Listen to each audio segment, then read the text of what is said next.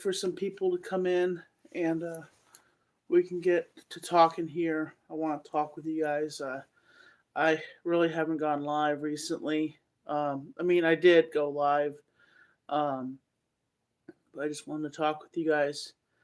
It's kind of a surprise live stream, and I don't know. I just felt like wait for some. Hello there, everybody. Hope everybody's doing well. I'm trying to do well myself. I just I I don't know. I have been making some content, getting kind of back to normalcy. Honestly, I just trying to keep my head straight and do what I can to just stay positive. Um, you know, I've just wanted to talk with you guys. I said, you know what, I haven't done a live stream in a while. I'll jump on here and just talk with you guys because just get back to some way of, you know, to me, talking with you as the fans and just to tell you that I sat down with Deb today and producing, we are already producing a script right now for part two. And we are working on so many things. There's so many things that go into making a comic book, and there's just so many things that go into doing so much to make a comic book.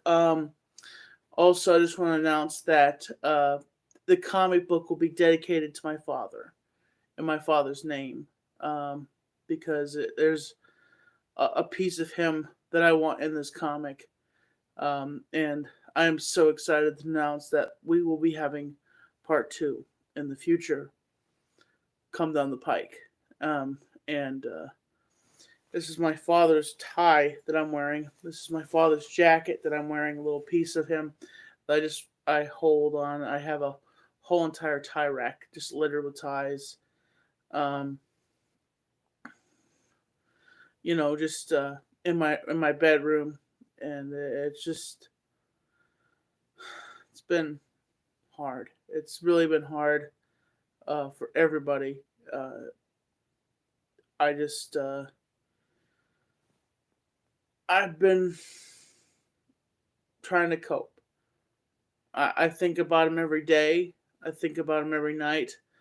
I scan through my phone and I see his.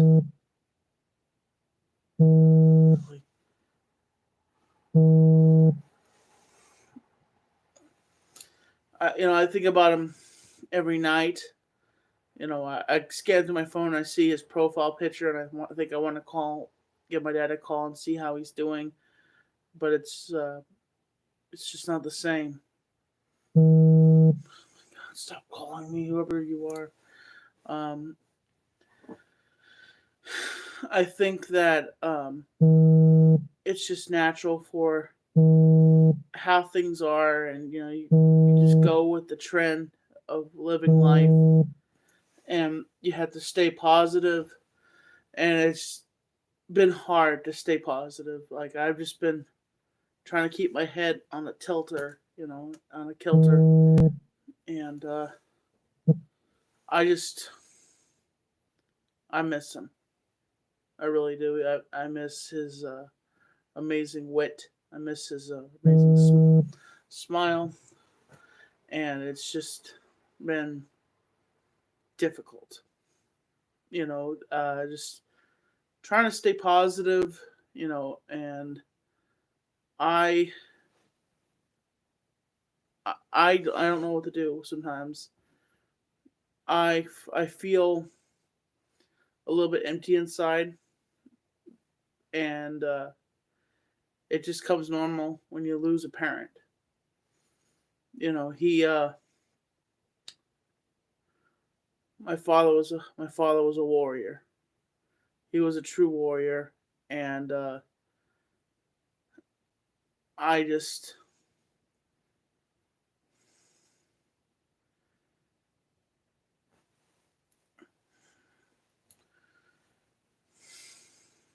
knowing he's not here anymore is one of the most difficult parts for me, and it hurts me, and it just drives me at the wall. I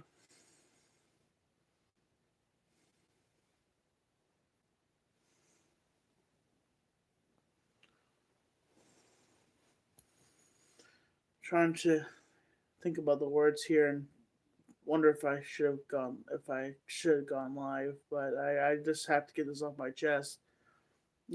I was right there when he passed.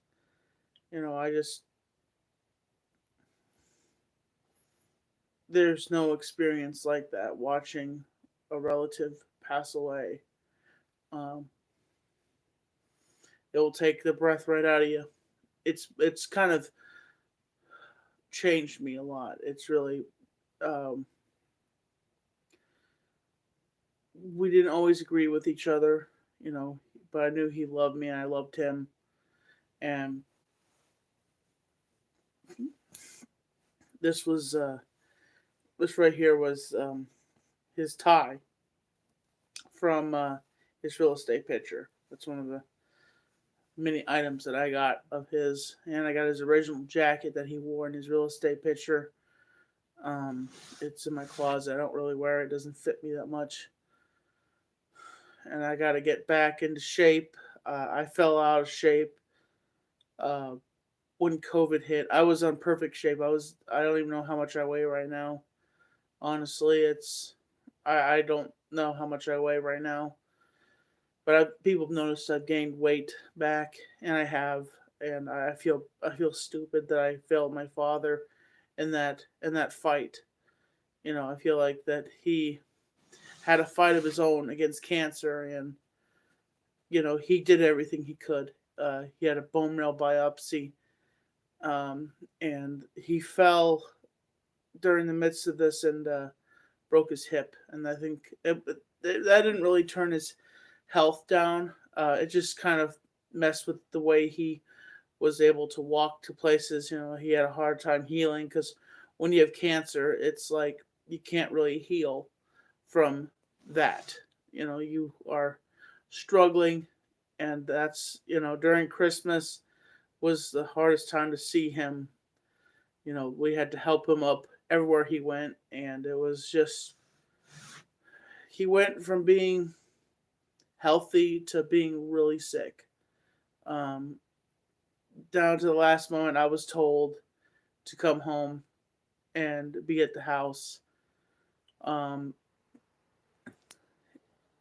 he, I don't know if I've expressed this story, but he came home on a Tuesday, and he got out, and we barely got to talk to him. You know, and one of the things that he said to me was, "Tommy, you are a hard start. You were a hard start."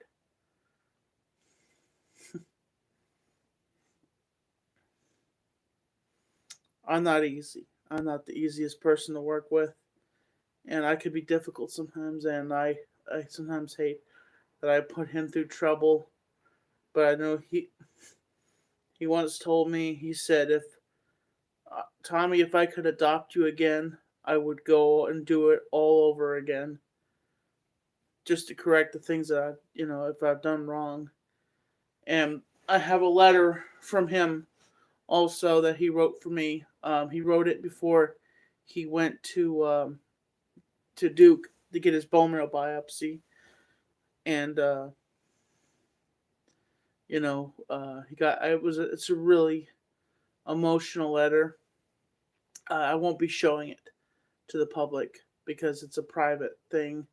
I'm just saying he wrote me a letter, and he didn't know what was going to happen and how he was going to take to the. Surprisingly, he took very positive to the bone marrow biopsy, but it's just the cells. My father. One thing about my father was he had a flip chromosome, and I guess it's like a certain part of like the cells in the body, a chromosome, and his was flipped, and So, and with that, he had advanced leukemia. His cancer was like Brock Lesnar vicious in his body. Like every bit of cancer was like Roman Reigns and John Cena running in there and trying to take him out, and like it was just demolishing those different wrestlers inside of his body. And you know, at the end, it was the hardest thing for me to see him, because he was talking with us, barely talking with us on Tuesday, and then Wednesday, he just was really tired and was sleeping all day, and Thursday was the hardest day because my brother woke me up early in the morning, came downstairs, and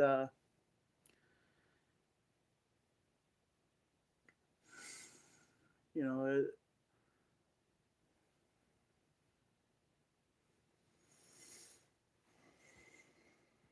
I want to talk about this. Like I really want to talk about this and get this off my chest. But like I feel like I'm going to end up getting emotional in front of you guys, and I don't want to get emotional. Um,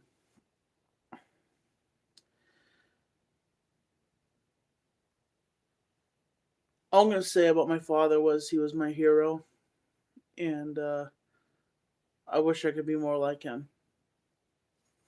And I just, what is it? Where's that? Where's the belt? Over here. There it is. The World Heavyweight MTV's made Comedy Central's championship of the world. Right behind me. I don't have it on me because I just didn't feel like wearing it tonight. It's there. It's right over there in the background, and I have it hanging on the wall right now. But to get on other subjects, I'm really excited to get the comic book off the ground, and me and Deb will be on the phone more, talking about how to create it. And if you want to get part one still, you can go to Amazon and type in book and type in Tommy NC 2010, and you can get yourself an awesome copy of the Tommy NC 2010 comic book. It's there right now. And in the future, when we get things done, we'll have part two for you. And it's wrestling themed. That's what I'm going to tell you. There's going to be a lot of appearances in there by different people in my life. And I've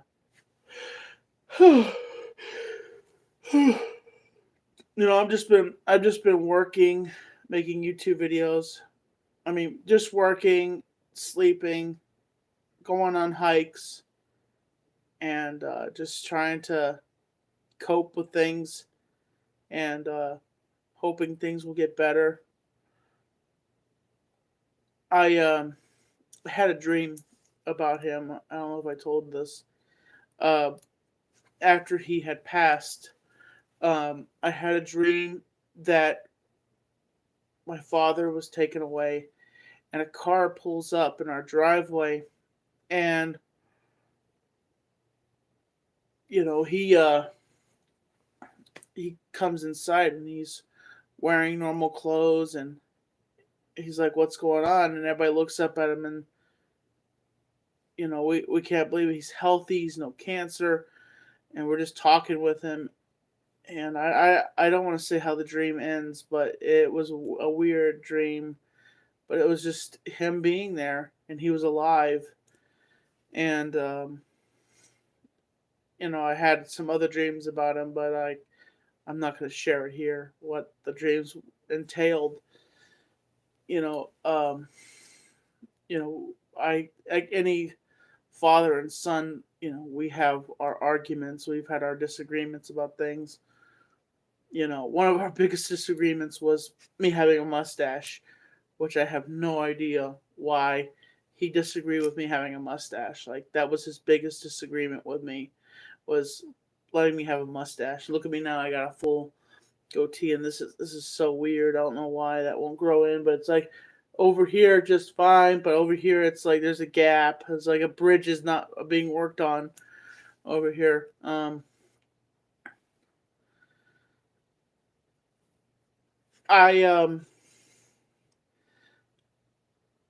I don't know if I've shared this story before, but uh, when I first started doing conventions, I went to uh, a a convention called Vlogger Fair. This was run by Chris Pirillo. This was back in the day when I'm still a fan of Chris Pirillo to this day. If anybody is a fan of Chris Pirillo, he doesn't really vlog anymore.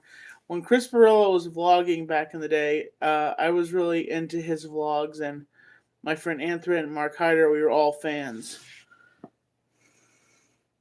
And I just was so excited. And my father, I saved up the money from working at Ingles, and me and my father went out to Seattle, Washington. We had an amazing time, and my friend Anthony came out there with us. We had dinner with him, and if you ever want to see who my father was, and you haven't really seen him, look at Tommy Vlog, Super Vlog, Vlogger Fair, or check out 28 Years Later documentary. He's in there multiple times. You could see him and hear his voice. I had to watch the documentary sometimes just to hear his voice. He was a very well-spoken man, and he will be missed. He's in a better place now, and I'm happy that he's there. I'm just sad that he's not here with us.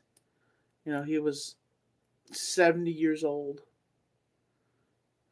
and I wish we could have had him for 71 more years. It just really tough, and when I came back from uh, Seattle, he saw how much YouTube was to me and how big it was, then how I, talked about it. I came home and I found this hat on my bed. I didn't know where it came from, and it said Tommy NC 2010 Tommy Talks. And that right there, it always makes me emotional when I talk about this, but I'm going to hold it in.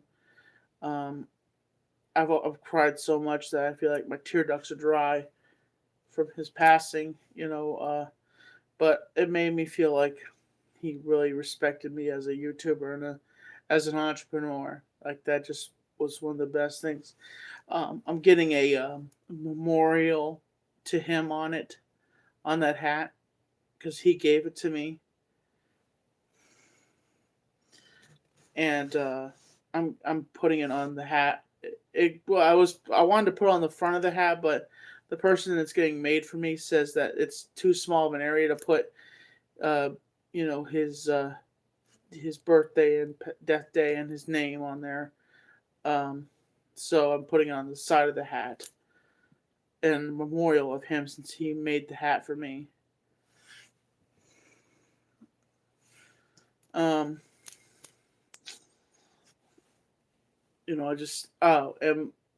another story I have about my father. I told this at his eulogy. Oh, I'm sorry for your loss. I'm truly sorry for your loss. I can't read that. I just saw 70 and my father, and I am truly sorry for your loss.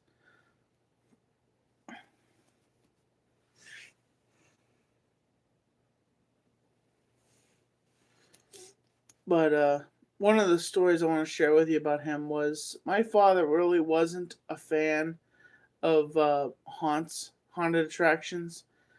And this is after my father came back from Duke. He had been gone for a while because he had been taking treatments and stuff like that in Duke and in North Carolina, and he had just came back from his bone marrow biopsy, and he was looking very well at that point. And it was October, and I said, "Dad, I'm working at the haunted farm, and most of my family, you know, are not really like, they support me. They support me, but some of the things they don't really like are interested in it. But I asked my dad. I said, "Dad, I'm working at Haunted Farm, and if you want to come out, I can get you some tickets." And he, like that, didn't even think about it. He said, "Sure, Tommy, I'll come out. I'll come out and see you."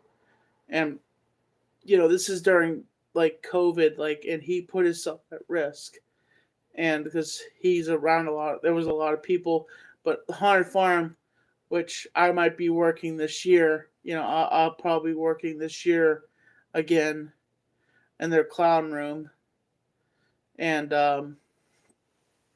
you know, uh, he came out, and they were being protective and like safe about everything, and he came through, and as he came through, I saw my sister in law with him, which I appreciate my sister in law coming out also, and he was my nephew was petrified about that, but he comes through, and I'm wearing this big costume, which you guys seen what the costume looks like that I wear when I'm working at the Honda Farm. Skittles is his name, uh, and just terrifying evil clown, like just with blue hair. And instead of scaring my father, I reach out and I gave him a hug, and he's like, "Whoa." And I told him, I said, "Love you, Dad." And he says, "I love you too, son." And he went through, and was one of the greatest moments ever with my father. Him getting to show him what I do and where I work at in October. And that was one of the first times that he came out to a haunt. For I've worked at a haunts occasionally, like haunted attractions occasionally, but that was one of the first times that he came out and did that for me, and I really appreciated him. Like, it just, you know, before I end the stream, I want to give a little inspirational speech. If you have a dream and you have a goal, make those dreams happen. Don't just sit back and forget about it. Do it. Make it happen. Make those dreams happen. Make those lives appear. Make that your moment. If the moment comes up for you to shine, for you to be something, take it and run with it. Because that may be your last chance to run with it. Because you only have one gem in your hand.